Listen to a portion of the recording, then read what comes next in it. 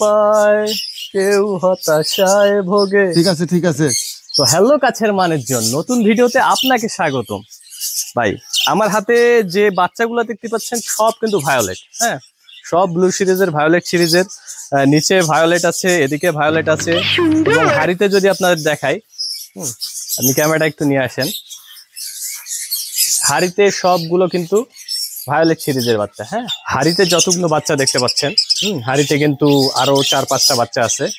এগুলো সব কিন্তু আপনার ভায়োলেট সিরিজের বাচ্চা। হ্যাঁ, যেটার জন্য সবাই পাগল। অনেকে আমার সেটআপে আসতে চান, আমার সেটআপটা দেখতে চান কেমন। ভাই, আমি গরিব মানুষ, আমার আহামরি বিশাল সেটআপ নাই। আসলে আমার বারান্দা যে রেখে কিছু একটা পাখি রেখেছি কিছু, হ্যাঁ, আমার বাজরিগার কিছু রেখেছি বারান্দা সাইডে, আর এই সাইডে অল্প কিছু বাজরিগার রেখেছি। মূলত এখান থেকে আমার পাখি পালা শুরু। আমার সঙ্গে ফাজলামি করবে না। হ্যাঁ, আলাদা একটা সেটআপ আছে এখানে। অল্প কিছু একটা আমাদের রান্নাঘর ছিল, এখানে আমি একটা ছোটখাটো সেটআপ তৈরি করছি। আর মূলত আমার বাজরিগার যে সেটআপ, সেটা মূলত আমার এই দুই বারান্দায়। তো যেটা কথা হচ্ছে, আপনারা অনেকে আমাকে মেসেজ করেন যে ভাই আসলে ভায়োলেট বেবিগুলো কিভাবে প্রডিউস করেন। আপনারা জানলে অবাক হবেন, আমার এই বাচ্চাগুলোর বাবা মা একটাও ভায়োলেট টু ভায়োলেট না। হ্যাঁ, একটাও ভায়োলেট টু ভায়োলেট না। অনেকে আবার বাপরাজ ভাইয়ের মতো বিশ্বাস করবেন না, আমি বিশ্বাস করি না। কিন্তু আমার যে ভায়োলেট গুলার প্যারেন্টস দেখতে পাচ্ছেন, এখানে এক প্যারেন্টস রেখেছি। দেখেন, এটা কিন্তু সিঙ্গেল ফ্যাক্টর ভায়োলেট। আপনাকে একটু কাছ থেকে দেখাই। এটা কিন্তু মেলটা আপনার সিঙ্গেল ফ্যাক্টর ভায়োলেট, আর ফিমেলটা দেখেন, হ্যাঁ, সিঙ্গেল ফ্যাক্টর কোবাল্ট।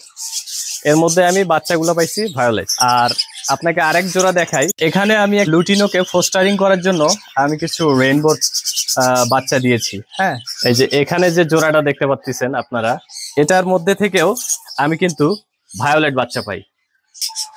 আর এখানে যে আপনি পেয়ারটা দেখতে পাচ্ছেন, এটা থেকে কিন্তু আমি ভায়োলেট বাচ্চা পাই। হ্যাঁ, আপনারা বিশ্বাস করবেন কিনা জানি না, আমি আজকে আপনার সব ধারণা পাল্টে দিতে চাই। আজ আমার সব ধারণা পাল্টে গেছে।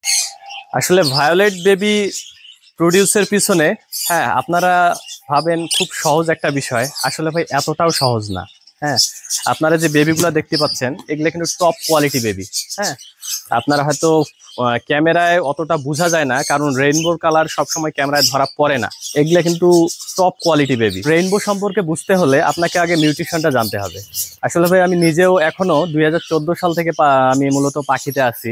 তারপরেও নিউট্রিশন সম্পর্কে আমি 50%ও জ্ঞান অর্জন করতে পারিনি। এদের এতটা নিউট্রিশন, এত নিউট্রিশন আর কি। কিছু গ্রুপ আছে, budgerigar society of Bangladesh, avian sector, আরো বাজরিগার সম্পর্কে যারা গ্রুপ মেনটেন করে, তাদের কাছ থেকে জেনে নিতে পারেন তাদের নিউট্রিশন সম্পর্কে। বললাম না যে আমি একটা মেল বা একটা ফিমেলের সাথে কখনোই লং টাইম ব্রিড করাই নেই। হ্যাঁ, দেখা যাচ্ছে আমি প্রতিনিয়ত চেঞ্জ করে দেই।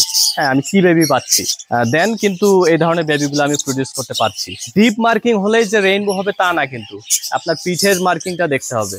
পিঠে যদি আপনার ব্যাড মার্কিং হয়, আপনার কালো কালো ছোপ যেটা বলে, এফবিজি, তখন কিন্তু আপনি কোয়ালিটিফুল বাচ্চা পাবেন না। গোল্ড ফেস, ক্লিয়ার উইং, এবং আপনাকে অবশ্যই অফলাইন সিরিজের হইতে হবে, তাহলে আপনি ক্লিয়ার উইং মানে ভালো কোয়ালিটি, টপ কোয়ালিটির রেইনবো বেবি পাবেন। আপনারা যে ব্রিডারের কাছে পাখি নিচ্ছেন, তাকে জিজ্ঞেস করলেই হয়তোবা সে বলে দিবে। আপনাকে যে গ্রুপের নামগুলো বললাম, সেগুলোতে আপনারা পাখির ছবি পোস্ট করে নিউট্রিশন সম্পর্কে জানতে চাইলে দেখবেন যে অনেক এক্সপার্ট আছে, আপনাকে নিউট্রিশন সম্পর্কে ধারণা দিয়ে দিবে। যেটা বললাম, এই তিনটার দিক অবশ্যই আপনি মাথায় রাখবেন: গোল্ড ফেস, ক্লিয়ার উইং, এবং আপনার অফলাইন। এই তিনটা জিনিস যদি আপনার পাখির মধ্যে থাকে, অবশ্যই ইনশাল্লাহ আপনি ভালো বেবি প্রডিউস করতে পারবেন।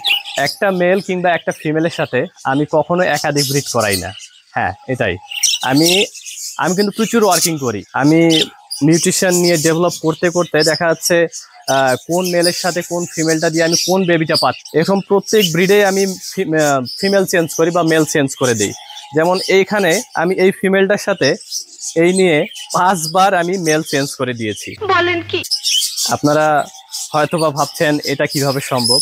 হ্যাঁ, এটা 5 বার আমি এই ফিমেলটার সাথে মেল চেঞ্জ করে দিয়েছি। স্যার, আপনি একটু বাইরে গিয়ে আবার ঢুকেন, আমরা আপনাকে দাঁড়ায় সম্মান করি। দেন আমি এই ধরনের বেবিগুলো পাইছি কিন্তু।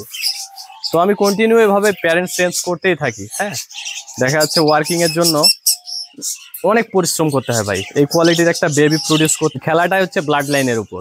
আসলে ভিজুয়াল টু ভিজুয়াল পেয়ার করলেই যে আপনি এরকম বেবি পাবেন এটা ধারণা আপনার একদমই ভুল। ঠিক বলেছো। আপনারা যদি ভাবেন এই বেবিগুলো খুব প্রডিউস করা খুবই ইজি, এই ধরনের বেবি যদি প্রডিউস করা খুব ইজি হইতো তাহলে দেখতেন বাংলাদেশের ঘরে ঘরে ঘরে এসব বেবি থাকতো। হ্যাঁ, আর এর দাম পড়ে যাইতো 200 টাকা জোড়া, যেটা আমরা বাঙালির করি। তো আশা করি বুঝাতে পেরেছি আপনাদের, কারণ দেখা যাচ্ছে শুধু কালার দিয়ে হয় না, রেইনবোর মেইন ফ্যাক্ট হচ্ছে আপনার ব্লাড লাইন, কোন ব্রিডার থেকে নিচ্ছেন সে ব্লাড লাইনটা আপনাকে জানতে হবে। আশা করি আপনাকে এই রেইনবো বাজিগার ভায়োলেট কিভাবে প্রডিউস করবেন সেটা নিয়ে কিছুটা হলেও আপনাকে ধারণা দেওয়ার চেষ্টা করেছি। এ নিয়ে আমি লং একটা ভিডিও দেওয়ার চেষ্টা করব। এখনো যারা পাখিওয়ালা ইউটিউব চ্যানেল এবং পাখিওয়ালা ফেসবুক পেজটি ফলো করেননি অবশ্যই ফলো করে দিবেন। তো দেখা হবে অন্য একটি ভিডিওতে, সেই পর্যন্ত ভালো থাকবেন, সুস্থ থাকবেন, আল্লাহ হাফেজ।